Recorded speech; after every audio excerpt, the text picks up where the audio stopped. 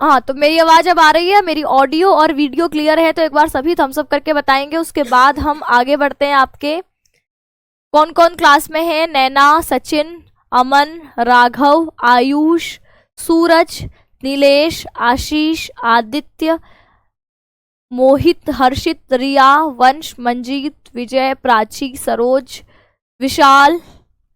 ठीक है, सभी को very very good evening.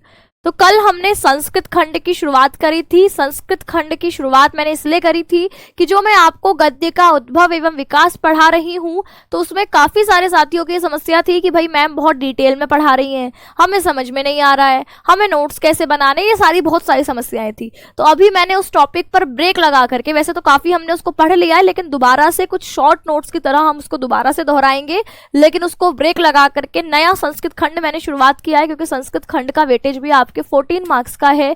14 number की आपकी संस्कृत आती है, जो कि आसान है। तो सबसे पहले हम इस छोटे से खंड को खत्म करते हैं। इसके लिए ये वाला खंड मैंने कल से शुरू किया हुआ है। तो कल की क्लास आपको समझ में आई थी? आप लोगों का कोई डाउट तो नहीं रह गया? एक बार बताएंगे, उसके बाद आगे आज की क्लास को कंटिन्यू करते हैं। ठीक है, ऋषु, शिवम, हिमांशु, सौम्या, अनामिका, शीतल, दिलीप, अन्नू, सत्यम, राहुल, दीपक, लक्ष्मी, गुलशन, हिमांशु, सचिन, कृष्णा, आकाश, रोहित, सुनीता, ऋषभ, आंचल, निधि, ओमकार, नीता, खुशबू, आर्यन, भूमि, दीपू, नेहा, कृष्णा, प्रियांशु, सविता। चलिए, सभी को वेरी वेरी गुड इवनिंग। तो आज का चैप्टर है हमारा भोजस्य औदार्यम। ठीक है, कल का समझ में आया था ना सभी को? तो आज का हमारे चैप्टर का नाम है भोजस्य औदार्यम, जिसका अर्थ है भोज की उदारता। इसका आधा भाग हमने कल पढ़ लिया था और आगे के आधे भाग को ही हम कंटिन्यू करेंगे। 7 अंक का यहाँ पर आपके अनुवाद आएगा। 7 अंक का क्या आएगा? आपके अनुवाद संदर्भ सहित अनुवाद आता है। संदर्भ का मतलब होता क्या है?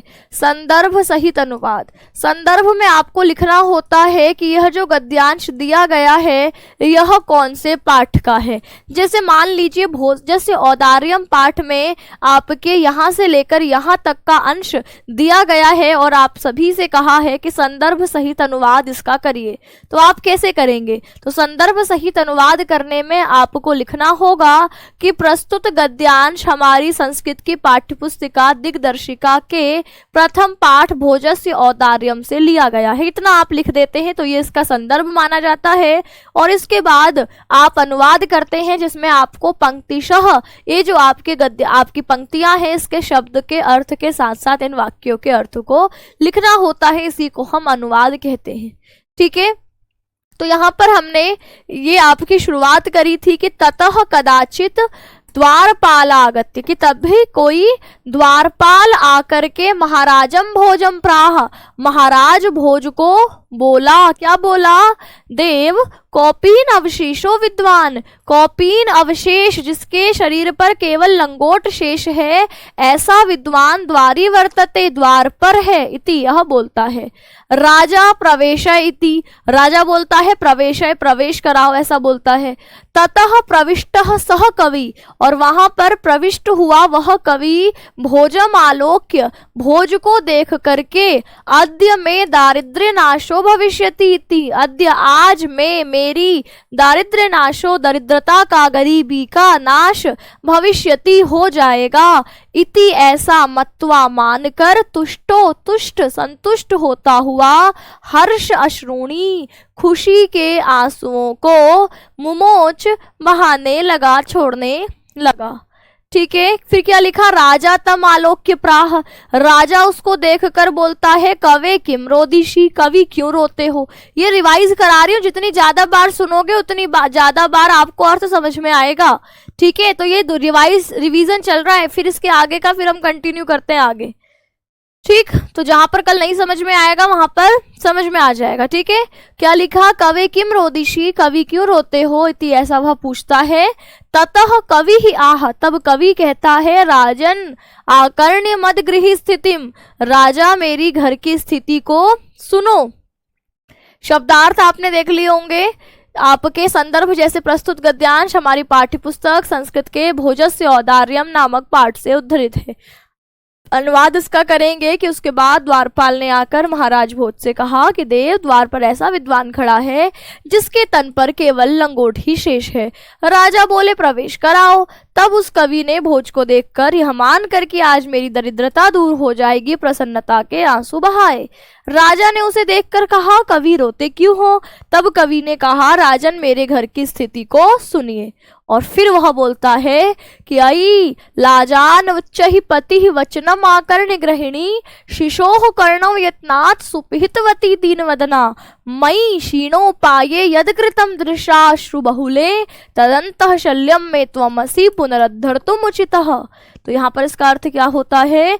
यहाँ पर कहता है कि अये लाजान उच्चही, अये लाजान खीलो को, मुमोच माने बहाए छोड़ता है। ठीक है, आपकी मुच धातु है छोड़ने के अर्थ में, मुमोच यानी उसने आंसू छोड़े, आंसू बहाए, ये अर्थ है। क्या लिखा है? अये लाजान उच्चही, अरे लाजान उच्चही यानी खिलों को, उच्चही यानी ऊंचे आवाज में, पथि ही यानी पथिक रास्ते में, जब वचनम आकर्ण के वचनों को आकर्ण सुन करके, गृहिणी यानी मेरी पत्नी, शिशोः कर्णौ आपके शिशु के कानों को, सुपिहितवती यत्न पूर्वक बंद करती हुई, दीन वदना दीन मुख वाली, मई मुझ पर क्षीण उपायो यदकृतम जिसके उपाय सभी क्षीण हो चुके, खत्म हो चुके, ऐसे मई मुझ पर यदकृतम दृश्याश्रु बहुबले जब अपनी आंसू से भरी हुई दृष्टि डालती है, तदंतः शल्यम यानी ऐसा लगता है अंतःकरण में जैसे कोई तीर आपके चुभ गया हो, मैं मेरे त्वम असी तुम ही हो, पुनरुद्धर्तुम् उचितः इस कांटे को, इस तीर को निकाल पाने में आपके त्वम असी तुम ही, उद्धर्तुम यानी उचित तुम ही निकाल सकते हो। ठीक है, कठिन शब्दों के अर्थ आपको यहाँ पर शब्दार्थ दिए हुए थे। कठिन शब्दों के अर्थ आपने देखे होंगे, जहां पर लिखा हुआ है कि लाजा यानी खील, पथि यानी रास्ते में, आकर्ण यानी सुनकर, गृहिणी यानी पत्नी, शिशोः यानी बच्चे के, कर्णम यानी दोनों कान। आगे लिखा है कि यत्नाथ यानी प्रयत्न पूर्वक। ठीक है, आगे क्या लिखा है? प्रयत्न पूर्वक, सुपिहितवती यानी बंद कर देने वाली, दीन वदना यानी दीन मुख वाली, तदंतः शल्यम यानी वह मेरे हृदय में कांटे के समान, त्वमसि यानी तुम हो। ठीक है, दीन मुख वाली क्या है? मैं दीन मुख वाली मतलब ऐसे आपकी स्त्री, जिस स्त्री के पति के पास धन ना हो, जिसको अपने बच्चों के कान बंद करने पड़ रहे हैं ताकि वह वो जो बाजार में या गली में जो चीज बेचने वाला है वो दिलानी ना पड़े, ऐसे कमजोर मुख वाली, जिसकी चेहरे से ऐसे मासूमियत, ऐसी गरीबी झलकती है, ऐसी दीन वदना। ठीक है, दीन वदना यानी दीन मुख वाली। और इसका संदर्भ भी जैसे पहले का किया था कि भाई प्रस्तुत गद्यांश हमारी पाठ्य पुस्तक भोजस्य औदार्यम पाठ से उद्धरित है, लिया गया है। और अनुवाद कि मार्ग में ऊंचे स्वर में अरे खील ले लो सुनकर दीन मुख वाली मेरी पत्नी ने बच्चों के कान सावधानी पूर्वक बंद कर दिए और मुझ दरिद्र पर जो अश्रुपूर्ण दृष्टि डाली वह हृदय में मेरे कांटे के समान गड़ गई, जिसे निकालने में अब आपके क्या है? समर्थ हैं। ठीक है, अब आगे राजा, ये आपने देखा था कि राजा शिव शिव इति उदीरयन प्रत्यक्षरम लक्ष्यम दत्त्वा प्राह। राजा शिव शिव कल्याण हो ऐसा बोलता हुआ हर अक्षर पर लाख मुद्राएं देकर प्राह बोला, त्वरितम गच्छ जल्दी जाओ, गेहम घर को, त्वद गृहिणी खिन्ना वर्तते तुम्हारी पत्नी उदास है, जल्दी जाओ।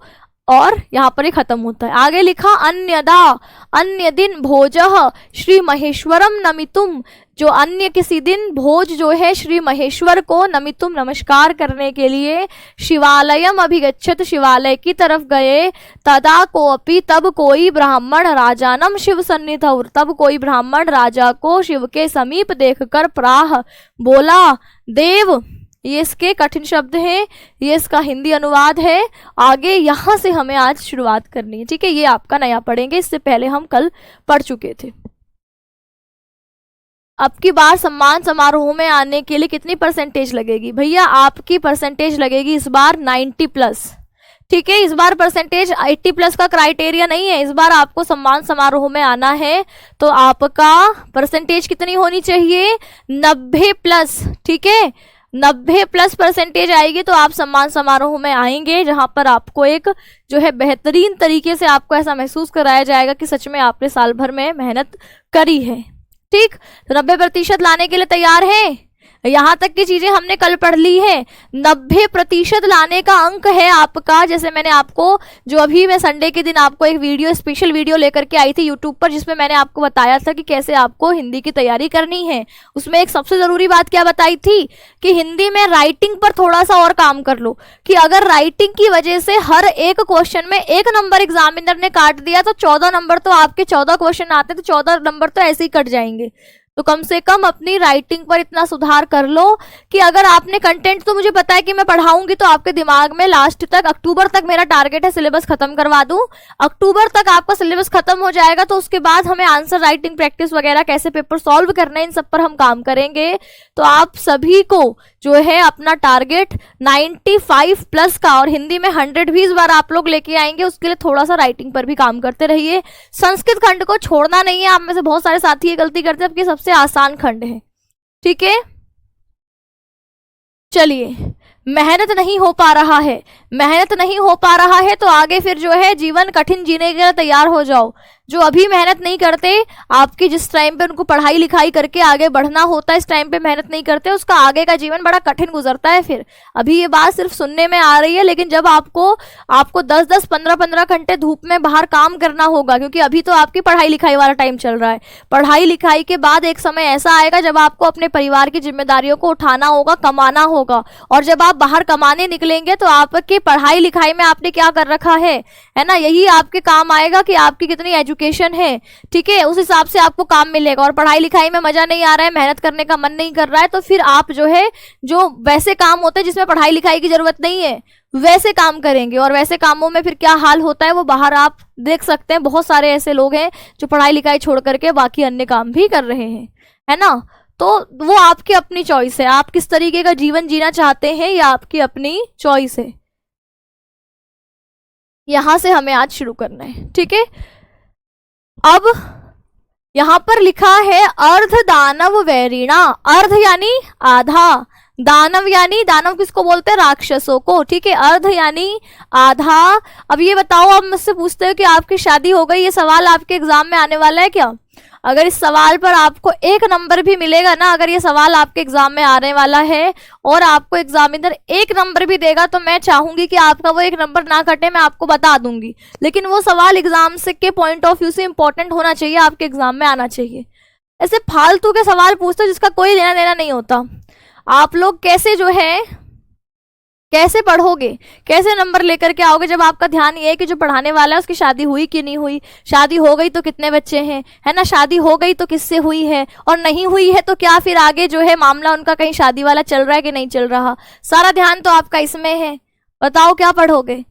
अगर 1 नंबर भी मिलने वाला हो एग्जाम में, एक क्वेश्चन भी ऐसा आने वाला हो कि आपकी हिंदी वाली मैम जो आपको पढ़ाती हैं वो शादीशुदा थी, कि उनकी शादी नहीं हुई थी, शादी हो गई थी तो उनके बच्चे थे नहीं थे, अगर मेरी पर्सनल लाइफ से कोई सवाल आने वाला है तो बताओ, फिर मैं एक क्लास आपकी अपने जीवन के बारे में ही, अपनी जीवनी है ना, कहते हैं जीवनी खुद नहीं बताता इंसान, लेकिन मैं अपनी जीवनी आपको खुद यहाँ विस्तार के साथ पीपीटी बनवा करके आपको प्रॉपर उसकी एक्सप्लेनेशन कराऊंगी। लेकिन वो एग्जाम की दृष्टि से इंपॉर्टेंट होनी चाहिए।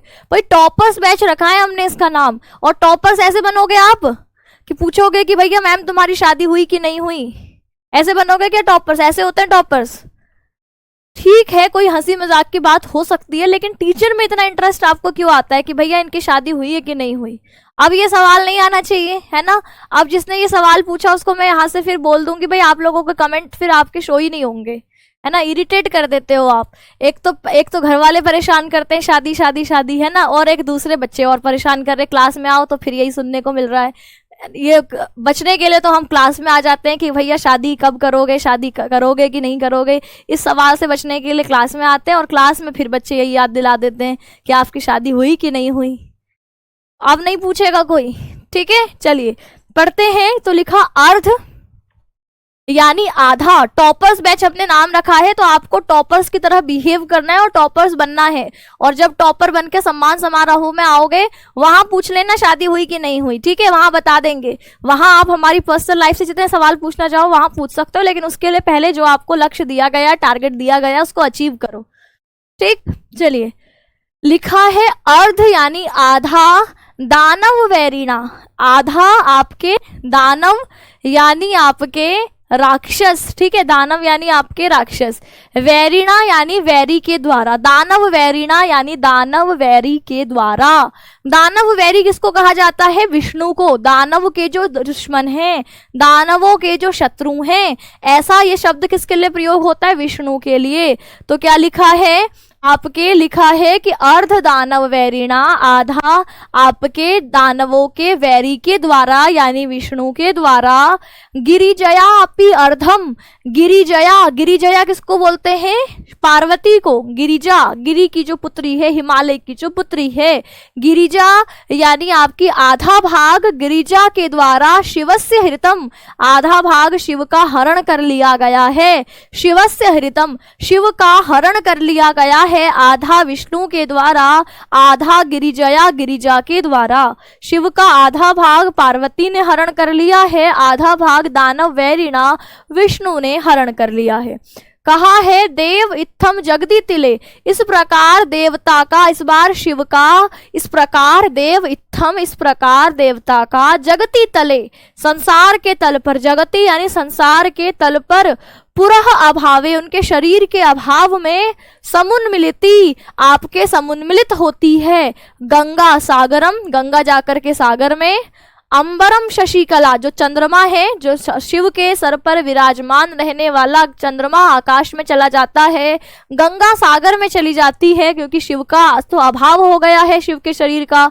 नागाधिपः शमातलम, जो आपके नागाधिपः, नागों का जो स्वामी है, वह नागेश्वर आपके रसातल में चला जाता है। और आगे कहता है ब्राह्मण कि सर्वज्ञत्वम अधीश्वरत्वम त्वम गमत त्वाम, कि सभी सर्वज्ञता और अधीश्वरता गमत त्वाम, तुम में चली गई है। माम तू भिक्षाटनम, मुझ में क्या आया? तो कहा मुझ में तो भिक्षाटन का काम आया है, भिक्षा मांगना मेरे हिस्से में आया है, ऐसा ब्राह्मण कहता है।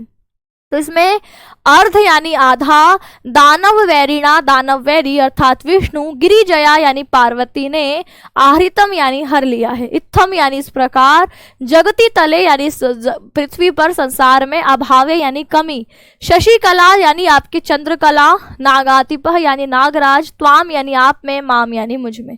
ये आपके कुछ कठिन शब्द थे। आगे बढ़ते हैं। इसका अर्थ लिखा है कि शिव का अर्थ भाग दानव वैरी अर्थात विष्णु ने, तथा आधा भाग शिव का, लाइट नहीं है, शिव का आधा भाग दानव वैरी अर्थात विष्णु ने और आधा भाग पार्वती ने हर लिया।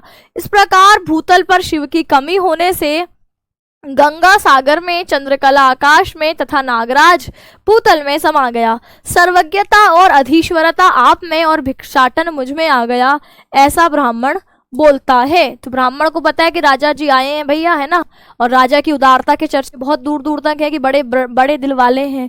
तो इसी मौके का फायदा उठाते हुए ब्राह्मण ने भी जो है एक श्लोक दे मारा, क्योंकि उसे बताया कि भैया जो भोज है अगर उनको पसंद आ गया तो कुछ काम अपना बन सकता है ना, कुछ अपना खर्चा पानी निकल जाएगा। तो ऐसे में ब्राह्मण उसको शिव के समीप आते हुए राजा को देख करके ऐसा बोलते हैं कि सारी जो है अधीश्वरता है ना, जो सारा जो है आप में आ गया है, ज्ञान अधीश्वरता सब तुम में आ गई है, मेरे हिस्से तो भिक्षाटन ही आया है, भिक्षा मांगना ही आया है, ऐसा ब्राह्मण कहते हैं। तो राजा की प्रतिक्रिया क्या है?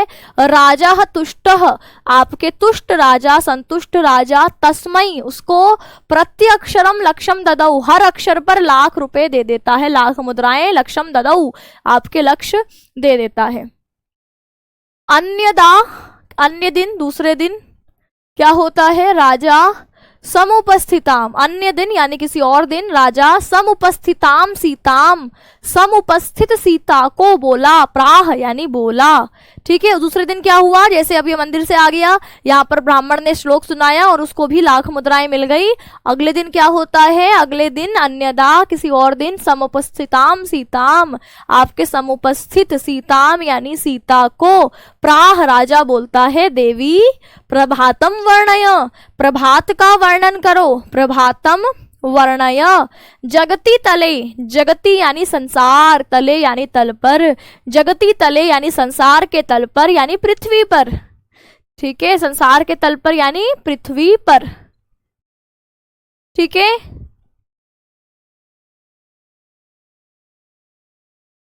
आगे लिखा है कि राजा तुष्टः तस्मै प्रत्यक्षरम लक्ष्यम ददौ, राजा संतुष्ट होकर के उसको प्रति अक्षर पर लाख रुपए दे देता है, लाख मुद्राएं दे देता है।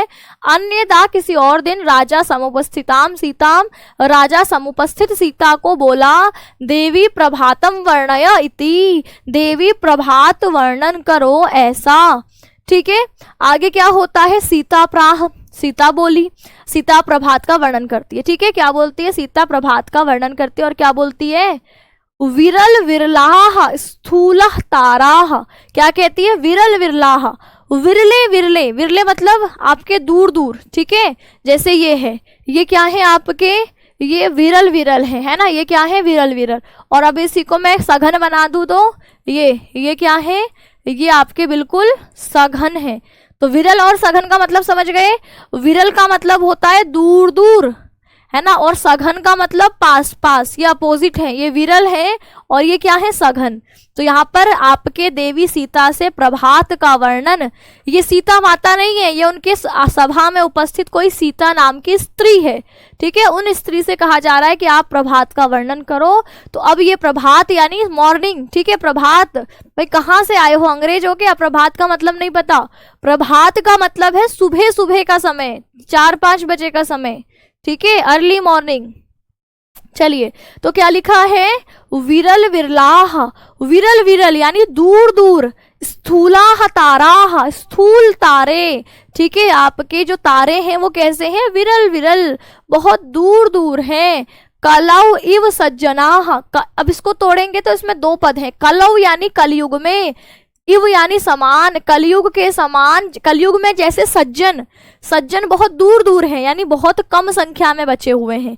यह सुबह सुबह का वर्णन, अर्ली मॉर्निंग का वर्णन करते हुए क्या कहती है कि विरल विरलाह स्थूलाह ताराह, स्थूल तारे यानी आपके जो तारे हैं, स्थूल तारे हैं, वह बड़े दूर दूर दिखाई दे रहे हैं, बहुत कम अब दिखाई दे रहे हैं, बहुत दूर दूर दिखाई दे रहे हैं। जैसे कलव इव सज्जनाह, जैसे कलयुग में सज्जन गिने चुने बचे हुए हैं, बड़े दूर दूर कोई दिखाई दिया इक्का दुक्का तो ऐसा है ना, ऐसे ही यहाँ पर कौन है, ऐसे ही स्थूल तारे अभी आसमान में नजर आ रहे हैं। आगे क्या लिखती है कि मन इव मुने हैं, इव का मतलब होता है समान, मुने है यानी मुनि के, मन के समान, मनः इव मुने का मतलब है मुनि के मन के समान। सर्वत्र एव, सभी जगह ही, सर्वत्र यानी सभी जगह, और एव का अर्थ होता है ही, सर्वत्र एव ही, आपके सर्वत्र एव का अर्थ हो जाएगा सभी जगह ही। प्रसन्न, प्रसन्न भू नभः, जो भू और नभः, भू यानी धरती और नभः यानी आकाश, तो इसका अर्थ क्या है कि सभी जगह आपके आकाश और धरती, सभी जगह मुनि के मन के समान प्रसन्नता है। क्योंकि सुबह सुबह का समय ऐसा फ्रेशनेस वाला समय होता है, ताजगी भरा होता है कि सभी जगह आपको खुशी से का एहसास होता है। तो कहा मुनि इव मनः, मुनि के मन के समान सभी जगह प्रसन्न नभः प्रसन्न भू नभः, कि आपके धरती और आकाश सभी जगह प्रसन्नता बिखरी हुई है। जैसे मुनि का मन स्वच्छ होता है ऐसे ही आपकी प्रसन्नता, आपकी निर्मलता पूरे आकाश में फैली हुई है। आगे लिखा अपसरति, अपसरति यानी दूर हटता है। ध्वांतम, जो आपका अंधकार है वह अपसरति हटता है। कैसे हटता है, तो कहा चित्तात सताम इव दुर्जनः, जैसे सज्जनों के हृदय से दुर्जन, है ना, सज्जनों के चित्त से जैसे दुर्जनता आपकी हटती है, ऐसे ही अपसरति ध्वांतम, ऐसे ही ध्वांतम अंधकार हटता है, दूर हटता है। व्रजति, व्रजति यानी भागती है। कौन, निशा, निशा यानी रात्रि भागती है। क्षिप्रम यानी जल्दी जल्दी भागती है। कहा लक्ष्य, आपकी जो निशा है, रात्रि है, वह जल्दी जल्दी भागती है। कैसे भागती है, तो कहती है लक्ष्मीम अनुद्यम नाम इव, जैसे अनुद्यमियों के पास से लक्ष्मी भागती है, जो कोई उद्यम नहीं करते, जो कोई काम नहीं करते, ऐसे लोगों के पास से जैसे लक्ष्मी भागती है, लक्ष्मी छोड़ के चली जाती है, ऐसे ही निशा जो कि रात्रि, निशा यहाँ लड़की नहीं है, निशा यहाँ रात्रि के लिए आए, रात्रि भागी चली जा रही है। ठीक है, यह आपके श्लोक। प्राह का मतलब है कहा। दोबारा से इसको ध्यान से देखेंगे, कमेंट करने में ध्यान देंगे तो नहीं समझ में आएगा। ठीक है, आप ध्यान से अगर मेरी बात को सुन रहे हैं, मैं खुद 3 से 4 बार रिपीट करके पढ़ा रही हूँ, ऐसे में आप बार बार कमेंट करेंगे तो फिर कहाँ से समझ में आएगा? कमेंट करने में भी तो समय लगता है ना, तो थोड़ा सा सुन लीजिए, इतनी देर में रिपीट तो मैं करूंगी ही उसको। चलिए क्या लिखा है, दोबारा से एक एक शब्द का अर्थ देखेंगे। राजा संतुष्ट हुआ, राजा प्रति अक्षर पर लाख रुपए दे देता है। और दूसरे दिन राजा समुपस्थिताम सीताम, समुपस्थित यानी वहां पर उपस्थित, उसकी सभा में उपस्थित। समुपस्थित का मतलब है उपसर्ग लग गया है उपस्थित में, तो समुपस्थित यानी अच्छी प्रकार से उपस्थित या सभा में उपस्थित सीता को प्राह बोला। क्या बोला है आपके? लिखा है कि देवी प्रभातम वर्णय, प्रभात का वर्णन करो, इति ऐसा बोलता है। सीता प्राह, सीता बोलती है प्रभात वर्णन करते वक्त क्या बोलती है? कहती है विरल विरलाह स्थूल ताराह कलौ इव सज्जनाह। कहती है सुबह का वर्णन करते हुए कहती है कि आकाश में जो तारे हैं, है ना, स्थूल ताराह, जो आपके तारे हैं, स्थूल तारे यानी जो आपके बड़े बड़े तारे हैं, वह आकाश में विरल विरल यानी बहुत दूर दूर नजर आ रहे हैं। सुबह के समय में जब सूरज आकाश में उग रहा होगा तो तारे आपको बहुत हल्के, बहुत कम संख्या में दिखाई देंगे। रात में क्या होते हैं, तारे बहुत घने दिखाई देते हैं, बहुत चमकदार दिखाई देते हैं, और सुबह तारे हल्के हल्के से दिखाई दे रहे होंगे, बहुत कम दिखाई दे रहे होंगे क्योंकि वो सूरज की रोशनी में ढक गए होंगे। तो सुबह सुबह का वर्णन है तो वो कह रही है विरल विरलाह स्थूल ताराह, कि आकाश में जो तारे हैं वो बहुत दूर दूर विरल विरल दिखाई दे रहे हैं। कैसे? तो कहती है कलौ इव सज्जनाह, और तुलना करते हुए बताती है कि कलौ इव सज्जनाह, जैसे कलयुग में सज्जन बहुत कम दिखाई देते हैं, कोई 1-2 व्यक्ति सज्जन होते हैं, बाकी ज्यादा कैसे होते हैं? ज्यादा आपके दुर्जन होते हैं। तो कहा कि कलौ इव सज्जनाह, कलयुग में सज्जन के समान आपके तारे अभी आकाश में बहुत दूर दूर नजर आ रहे हैं। इस लाइन का अर्थ स्पष्ट है, कलौ इव सज्जनाह, कलयुग में सज्जनों के समान जो आकाश में तारे हैं, विरल विरलाह दूर दूर नजर आ रहे हैं। विरल का मतलब है दूर दूर। ठीक है, विरल का मतलब क्या है आपके? दूर दूर, बिखरे हुए से, कम कम नजर आ रहे हैं। आगे क्या? सज्जना मतलब सज्जनों के समान, अच्छे लोग। सज्जन किसको बोलते हैं? जैसे युग में अच्छे लोग बहुत कम रह गए हैं, ऐसे ही सुबह के वक्त आकाश में जो तारे हैं वह बहुत कम रह गए हैं। आगे क्या लिखा? मन इव मुने है, मुनि के मन के समान, मन इव यानी मन के समान, मुने है यानी मुनि के मन के समान। सर्वत्र एव, सर्वत्र यानी सभी जगह, एव का अर्थ ही, सभी जगह ही। प्रसन्नम भू नभः, प्रसन्न है भू और नभ, जैसे मुनि का मन प्रसन्न चित्त निर्मल रहता है, ऐसे ही भू यानी धरती, नभ यानी आकाश अभी बिल्कुल प्रसन्न चित्त है, निर्मल है। सुबह का आकाश कितना साफ होता है, तो वैसे ही लिखा है कि जैसे अभी सुबह के वक्त में जैसे मुनि का मन निर्मल और साफ होता है, ऐसे ही प्रसन्न नभ भू, ऐसे ही चारों तरफ आकाश में क्या है? चारों तरफ आपके आकाश में आपके प्रसन्नता है और निर्मलता है। आगे क्या लिखा? आगे लिखा है अपसरति ध्वांतम। ध्वांतम कहते हैं अंधकार को, अंधेरे को। अपसरति, अंधेरा हट रहा है। सुबह क्या होगा? अंधेरा धीरे धीरे आपके हटेगा ना, तभी तो उजाला होगा। तो कहा ध्वांतम अपसरति, अंधेरा हट रहा है ना। आपका अंधकार क्या हो रहा है? अपसरति, हट रहा है। चित्तात सताम इवम दुर्जनम, दुर्जनः, कहा कि चित्तात, जैसे चित्तात का मतलब है चित्त से, चित्त यानी मन से, दिल से। ठीक है, फिर लिखा सताम, सताम कहते हैं सज्जनों के, एवं दुर्जनः के समान दुर्जन। कहा कि जैसे सज्जनों के दिल से दुर्जन व्यक्ति हटता जाता है, सज्जनों के दिल से दुर्जन व्यक्ति हटता जाता है, ऐसे ही इस वक्त पर जो अंधकार है वो हट रहा है, छट रहा है, दूर हो रहा है, ऐसा लिखा है। आगे क्या लिखा है कि व्रजती निशा, निशा भागती है, व्रजती निशा भागती है, क्षिप्रम जल्दी जल्दी, क्षिप्रम यानी शीघ्र भागती है। कैसे भागती है? शीघ्र। अब रात तो भागेगी, सुबह हो रही है तो सुबह का ही तो वर्णन करने के लिए बोला गया है। तो क्या लिखा है? व्रजती, व्रजती निशा क्षिप्रम, कि जो आपकी निशा है, निशा यानी रात्रि, व्रजती यानी भागती है, क्षिप्रम यानी शीघ्र, जल्दी भागती है। कहा कैसे? तो लिखा है लक्ष्मी, लक्ष्मी के समान, अनुद्यमी नाम इव, जैसे अनुद्यमियों को, जो आपके कोई काम धंधा नहीं करते, उनके पास लक्ष्मी यानी पैसा टिकता थोड़ा ही है, भाग जाता है।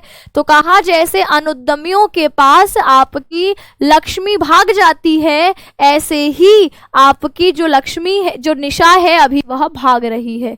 यह इसका अर्थ है। यहाँ पर शब्दार्थ है विरल विरलाह, यानी आपके बहुत ही कम, स्थूल तारा बड़े बड़े तारे, कलाविव कलयुग में, सज्जनाह सज्जन, इव यानी सदृश समान, मुने है यानी मुनि, वांतम यानी अंधकार, चित्तात यानी चित्त से, सताम यानी सज्जनों के, व्रजती यानी जा रही है, भाग रही है, व्यतीत हो रही है, निशा यानी रात, और क्षिप्रम यानी शीघ्र।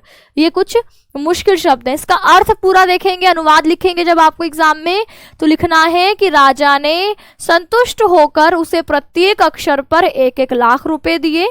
अन्य किसी दिन राजा ने समीप में स्थित सीता से कहा कि देवी प्रभात का वर्णन करो। सीता ने कहा कि बड़े बड़े तारे गिने चुने यानी बहुत ही कम दिखाई दे रहे हैं, जैसे कलयुग में सज्जन होता है।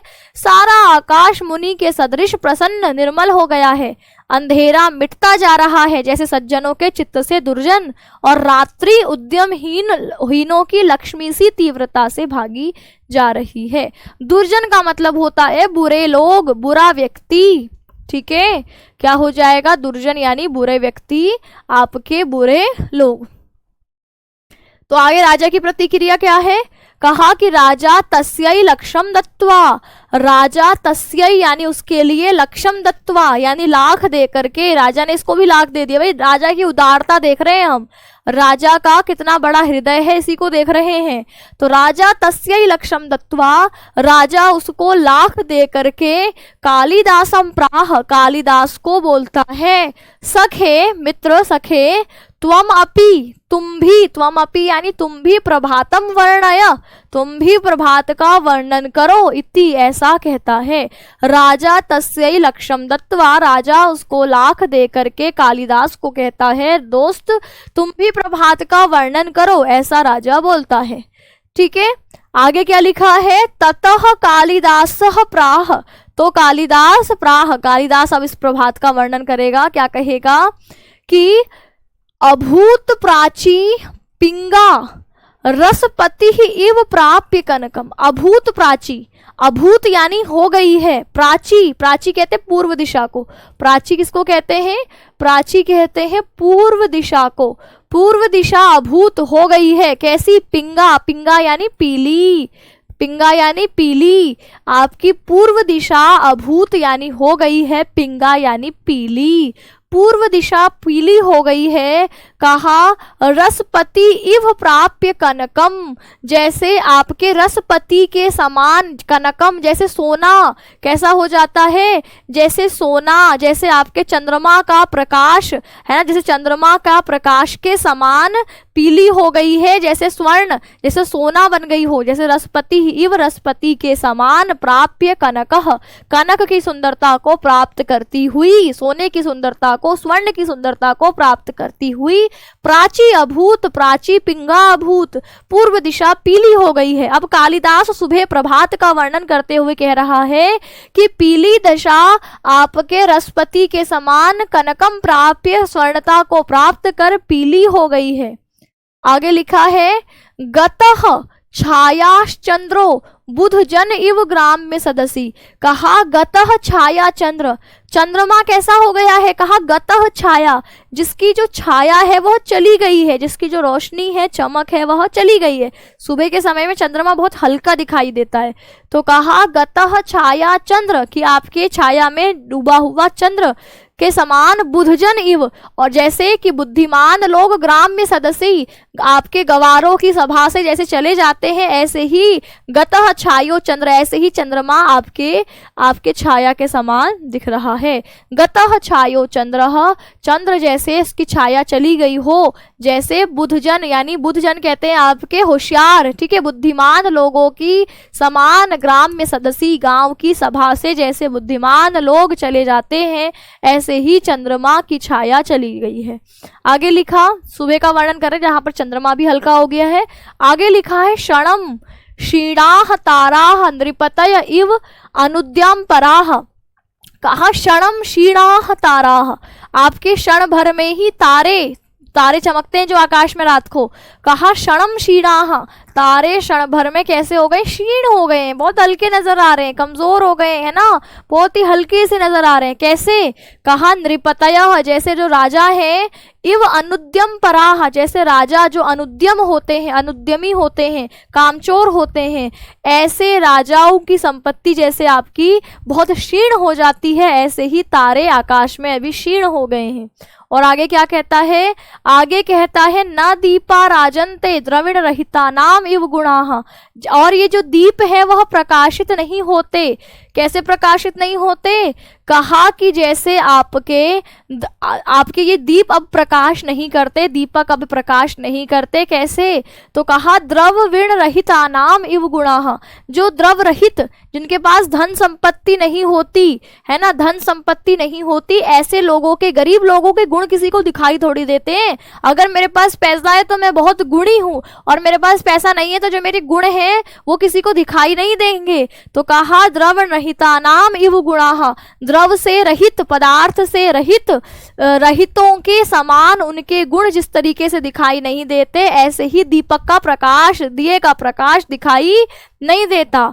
कहा क्योंकि सुबह के समय में आप दीपक जलाओ तो सूर्य की रोशनी में सुबह के समय में दीपक का प्रकाश क्या दिखाई देगा, कुछ भी नहीं दिखाई देगा, और वहीं अंधेरे में आप दीपक जलाओ तो उसका प्रकाश बहुत नजर आएगा। तो इसकी तुलना करी है आपके गरीब लोगों के गुण से, कि जैसे गरीब लोगों के, द्रव रहित लोगों के गुण दिखाई नहीं देते, ऐसे ही इस वक्त पर दीपा ना राजन्ते, दीपक का प्रकाश दिखाई नहीं पड़ रहा है।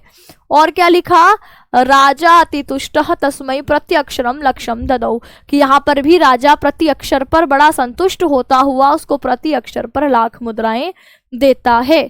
ठीक है, इसका अर्थ क्या क्या है, शब्दार्थ देखें तो कहा अभूत यानी हो गई, प्राची यानी पूर्व दिशा, पिंगा यानी पीली, प्राप्य यानी प्राप्त करके, कनकम यानी सुनहरी, स्वर्ण के समान सुंदर, चंद्रह यानी चंद्रमा, बुधजन यानी विद्वान, बुद्धिमान, ग्राम में सदसी यानी अज्ञानों की सभा में, गवारों की, क्षणम यानी क्षण भर में, क्षीणा यानी क्षीण हो गए, नृपतय इव यानी राजा के समान, न यानी नहीं, दीपाम यानी दीपक, राजन्ते यानी चमक रहे हैं।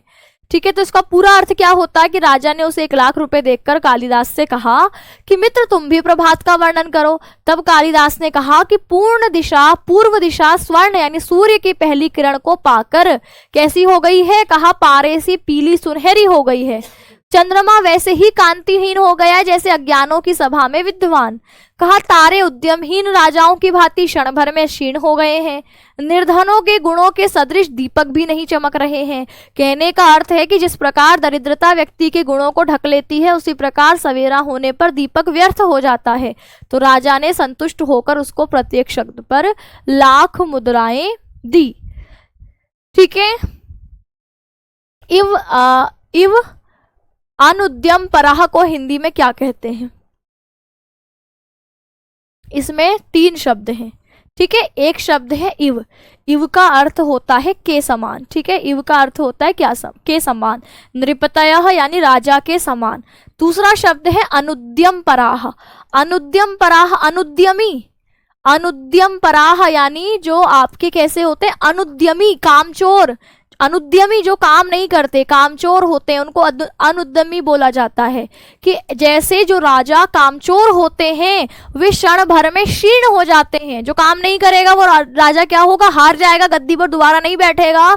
तो कहा ऐसे अनुद्यम परी राजाओं के समान तारे भी आकाश में जैसे ऐसे अनुद्यम परी कामचोर राजा क्षीण हो जाते, कमजोर हो जाते, दिखाई नहीं पड़ते, ऐसे ही तारे भी अभी दिखाई नहीं पड़ रहे। ये चैप्टर आपका यहाँ पर खत्म होता है। अगला चैप्टर है संस्कृत भाषा या महत्वम, जिसको हम कल पढ़ेंगे। ठीक है, आपके क्या सवाल आ रहे हैं, नोट्स कैसे बनाए भाई, ये आपका मैं बहुत सवाल देख चुकी कि नोट्स कैसे बनाई। भाई नोट्स बनाने नहीं आते आपको, आप 12वीं कक्षा में पहुंच गए हैं और नोट्स कैसे बनाए पूछ रहे हैं। नोट्स का मतलब आप समझते क्या है। सबसे पहले तो आप प्रीवियस ईयर उठाइए, एक पिछले साल का पेपर उठाइए, प्रीवियस ईयर क्वेश्चंस। ठीक है, उसमें से अभी मैंने पहला टॉपिक आपको एक पढ़ाया है, गद्य का उद्भव एवं विकास। गद्य का उद्भव एवं विकास, ये एक टॉपिक पढ़ा है हमने, जिसमें आपको कालक्रम के हिसाब से नोट बनाने हैं। गद्य के उद्भव एवं विकास में आपको गद्य की विधाएं क्या क्या होती हैं उसके हिसाब से नोट बनाने हैं। आधुनिक काल, आपके आदि काल, भक्ति काल, रीति काल और फिर आधुनिक काल के हिसाब से गद्य साहित्य की जो जो रचनाएं हमने पढ़ी हैं उसको देखना है। इसके बाद दूसरा टॉपिक मैंने संस्कृत खंड का शुरू किया है।